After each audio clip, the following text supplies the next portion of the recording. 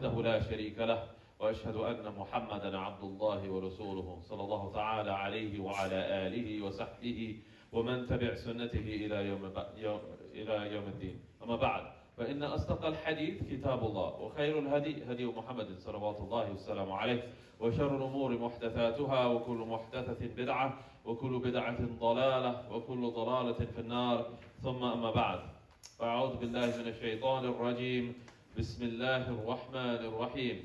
يا أيها الناس اتقوا ربكم الذي خلقكم من نفس واحدة وخلق منها زوجها وبث منهما رجالا كثيرا ونساء واتقوا الله الذي تساءلون به والأرحام إن الله كان عليكم رقيبا. يا أيها الذين آمنوا اتقوا الله حق تقاته ولا تموتن إلا وأنتم مسلمون.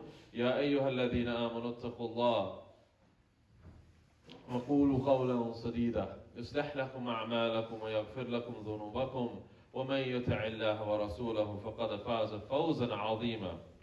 We begin by praising Allah, Lord of Majesty and Honor Most High, and we seek His refuge in the evil of that which we have done and that which still lurks within us. Whomsoever Allah guides, no one will misguide, and whomsoever He leaves to be led astray will never find an ally to guide them aright.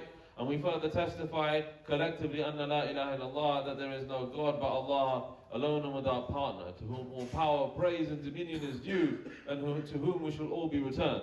And we further testify that Muhammad, the son of Abdullah, may the copious prayers and blessings of Allah be upon him and his noble family, is the messenger of Allah. May Allah shower His prayers and blessings and peace upon his family, his companions, and whomsoever follows his sunnah until the last day. To proceed, the best of speech is the book of Allah, the Quran, and the best of guidance is the guidance of Nabiyana, of our Messenger sallallahu alaihi wasallam, namely his sunnah. And the worst of matters in our religion are newly invented affairs, those which are introduced in it but are not part of it. And we seek refuge in Allah from doing so, and we seek refuge in Allah from the final destination of those people who spread such heresies. To proceed, after seeking refuge in Allah from the accursed devil, in the name of Allah, Master of mercy in this life and the next, Allah Most High, He states, O mankind, have taqwa of your Lord, have a guarding awareness of your Lord who created you from a single soul, split that soul into two, and then thereby populated the earth with many men and women. And have taqwa of Allah, by whose name and whose rights you ask for your mutual rights, and do not cut the ties of the womb, for indeed Allah, He is ever watchful over you. O you who believe, have taqwa of Allah, fear Him as He deserves to be feared, and do not die except as Muslims. O you who have believed, have taqwa of Allah, and speak a true and upright word. It may be that Allah will forgive for you your sins and rectify for you your state of affairs. And whomsoever obeys Allah and His Messenger, he's already achieved the greatest success. Alhamdulillah, Alhamdulillah, Thumma Alhamdulillah. All praises are due to Allah for the blessings of Islam, for the blessings of the Quran, and for the blessings of Ramadan. We know that the reason, the primary objective, there are secondary objectives which most people explain to non-Muslims as the primary one, but the primary objective of the fast is explicitly laid out in the Quran, and this is rare. Generally speaking, when Allah subhanahu wa ta'ala gives us an order, He will command the believers, and then the reasoning is left to the scholars, or it's something that needs to be interpreted. It's not out there.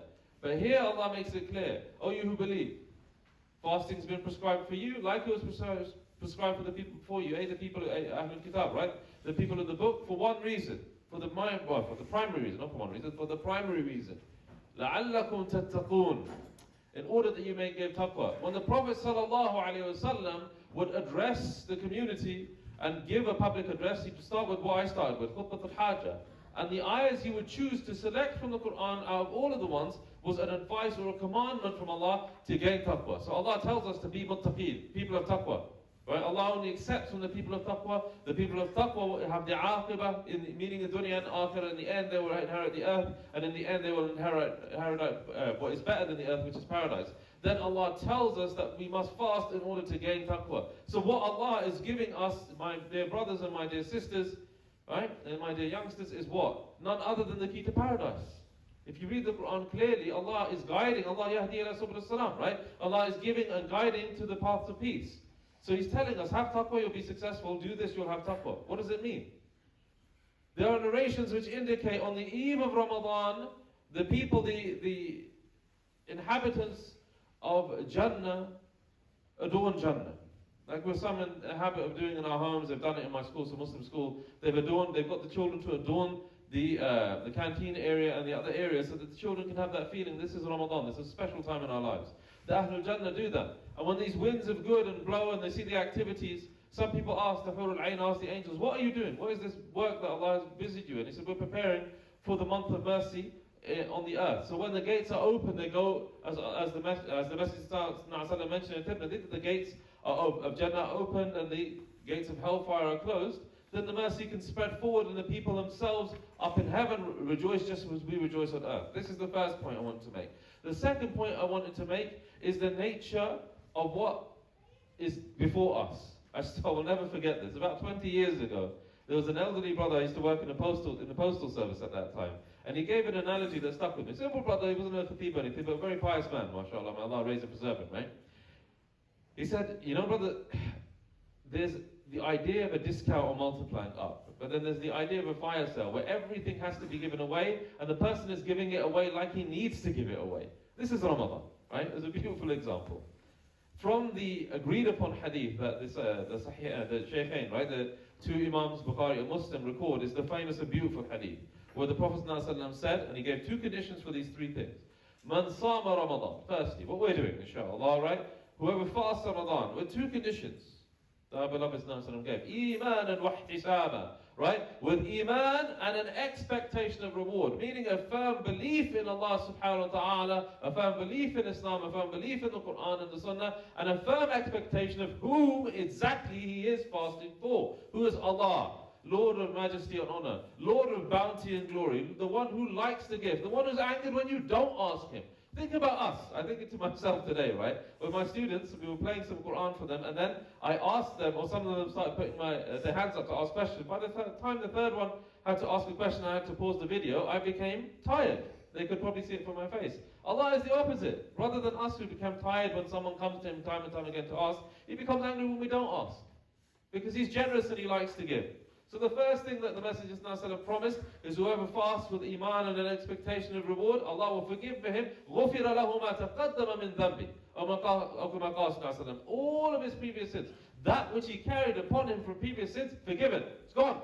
Right? That's the first thing. The second, مَنْ قَامَ رَمَضَانَ إِيمَانًا وَاحْتِسَابًا, right?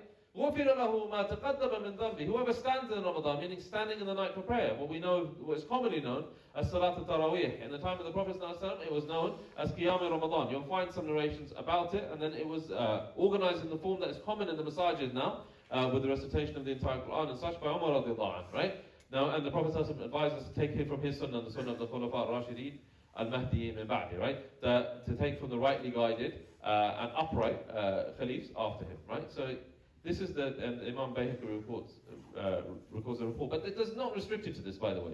If a person is traveling, if a person is far away from the masjid, whatever, if he stands, prays some rakats at night, no problem, will be accepted. Allah's Messenger said, whoever stands in Ramadan, with that condition, iman wa ihtisaban. Now, some people go into details. Does it mean I have to listen to the whole Quran?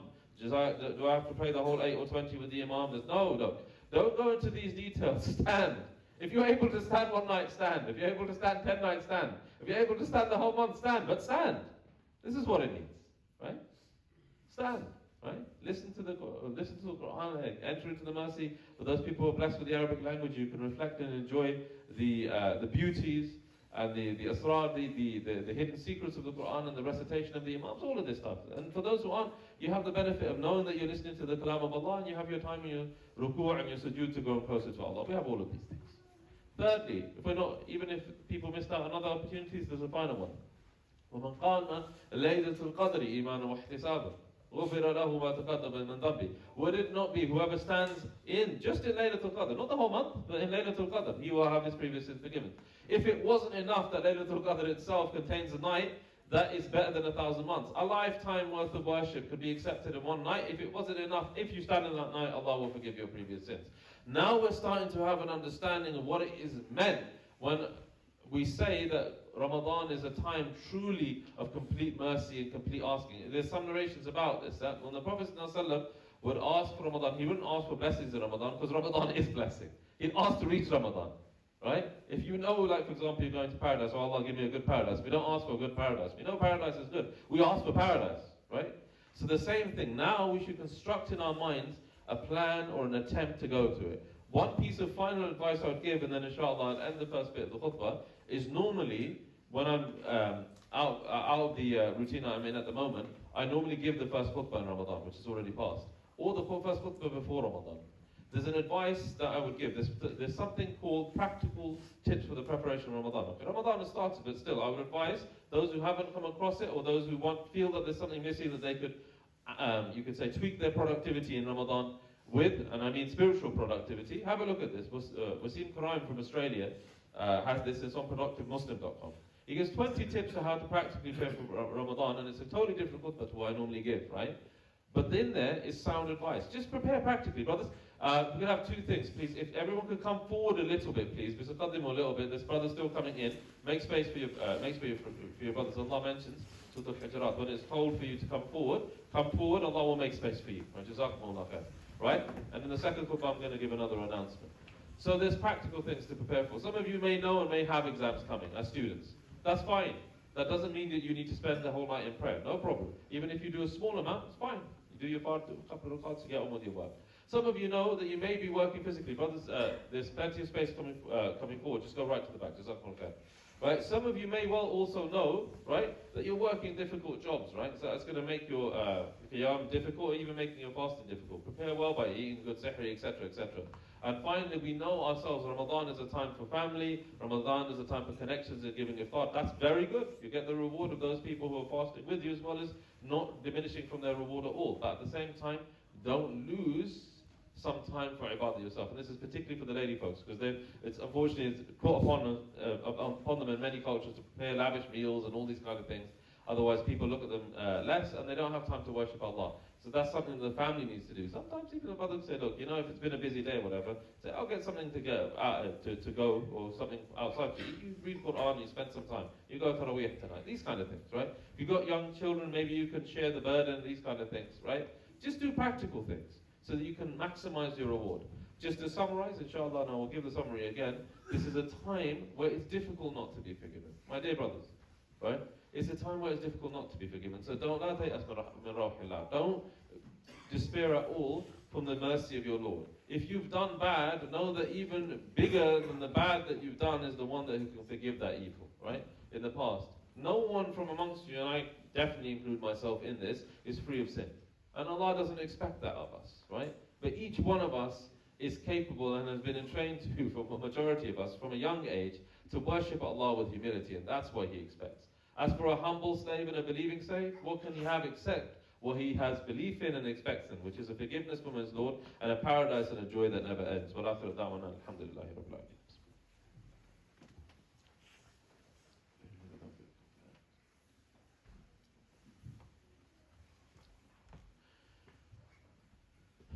Alhamdulillah, wassalatu wassalam ala rasulillah, ala alihi wa man wala, amma ba'd.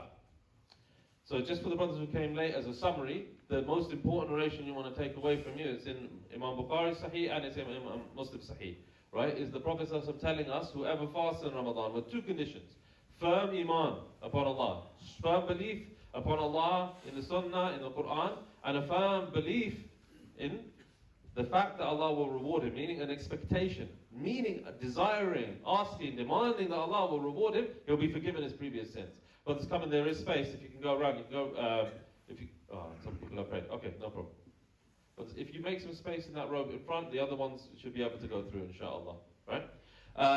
Secondly, whoever stands in Laylatul Qadr. So if you had the difficulty during the day, you felt something was a nut, there's some imperfections in what you've done during the day, don't worry. During the night, there's an opportunity for the one who fears his Lord and desires his mercy. Allah will forgive him for the standing in Taraweeh. But the one who falls short of this, there is Laylatul Qadr. So you can be forgiven, you can be forgiven, you can be forgiven. Right? Strive towards this good, and this month will be nothing but a good and a blessing for you. And stand and tie firmly to yourself the oneness of Allah subhanahu wa ta'ala, and realizing the final thing. The Messenger sallallahu alaihi wasallam kana ajwad an-nas sallallahu alaihi wasallam, right? He was the most generous of people. But in Ramadan they described him as like a beneficial wind. Now you brothers and sisters have an opportunity in your community, right? Where you have a building that's been outlined, the planning commission is there, everything's a go but one thing. We need to get the money together. Now, mashallah, I've given khutbahs in many locations around the Muslim world, right? And in the UK as well, around the country. This is one of the wealthiest communities in the country. It should be the case. I know poorer communities that have been able to raise the money amongst themselves. The only thing that they have that you didn't have is a larger number. But wallahi, anyone who's looking for good, he may not have time, right? He may be a very busy person, but somewhere, someone has written, Allah has written for someone to have the reward of building a house in paradise. And that is by even one brick, right? Allah will build you a house in paradise. These things, don't think that they were just lost in the dunya. There's a narration that mentions, before Qiyamah, Allah will raise up the masajid of Allah and put them in Jannah before He raises the earth. You'll be with you in paradise. What a beautiful thing. You're literally investing in dunya for eternity. Right? So please be generous. May Allah give you to be generous. And when you give, no, it won't detract from your wealth. Allah will give you more. Allah will give you more. Give in the sake of Allah, give in the sake for yourself. And what are you investing for yourself, except for yourself? A place for you to pray and a place for your children to preserve your iman and for your families to preserve their iman and to use. It's your space. It's Allah's house, but it's your space and you will benefit from it. So you're giving to yourselves. So win-win-win. May Allah subhanahu wa ta'ala give you all the tawfiq to give generously, accept all of your good deeds in this month, increase this community in its khair. May Allah protect the weak ones amongst them. May Allah ennoble and preserve its leaders and the people who are strong amongst it and the people who are wealthy. May Allah subhanahu wa ta'ala give them the tawfiq to open their hearts, open their checkbooks and spend generously. And may Allah give us all the tawfiq to have many Ramadans to be raised and forgiven amongst those three categories and more. Wa sallallahu ala Muhammadin wa ala alihi wa sahbihi wa sallam wa aqimu as-salah. Allah